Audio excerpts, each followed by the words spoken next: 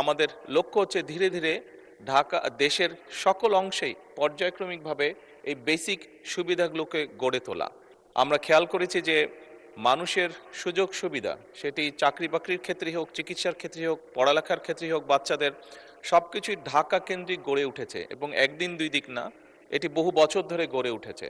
Unfortunately দেশের সারা দেশকে ঘিরে এই সুবিধাগুলো আমরা হয়তো সেভাবে গড়ে তুলতে সক্ষম হইনি এখনো, এবং সে কারণেই স্বাভাবিকভাবে সারা দেশ থেকে মানুষ ঢাকামুখী হয়ে থাকে। সেটি কর্মসংস্থানের সুবিধার জন্য হোক, সন্তানদের লেখাপড়ার জন্যই হোক, পরিবারের সদস্যদের চিকিৎসার জন্যই হয়ে না কেন। সেজন্যই দীর্ঘমেয়াদী পরিকল্পনার মধ্যে আমাদের লক্ষ্য হচ্ছে ধীরে ধীরে দেশের সকল অংশেই পর্যায়ক্রমিকভাবে এই বেসিক সুবিধাগুলোকে গড়ে তোলা।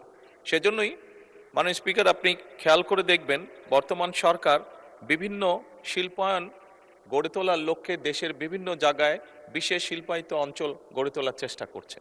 একই সাথে আমরা চেষ্টা করছি দেশের বিভিন্ন জায়গায় চিকিৎসা সেবাও গড়ে তুলতে এবং দেশের বিভিন্ন জায়গায় আমাদের আগামী ভবিষ্যৎ প্রজন্মদের লেখাপড়ার জন্য ধীরে ধীরে ভালো শিক্ষা প্রতিষ্ঠান গড়ে তোলার জন্য। আমরা মনে করি এই সুবিধাগুলো যদি আমরা গড়ে তুলতে পারি তাহলে মানুষ কম উৎসাহিত হবে ঢাকা শহরে আসার জন্য, এবং এর মাধ্যমেই আমরা ধীরে ধীরে ঢাকার উপরে চাপ কমাতে সক্ষম হব বলে আমরা মনে করি। মাননীয় স্পিকার, ধন্যবাদ।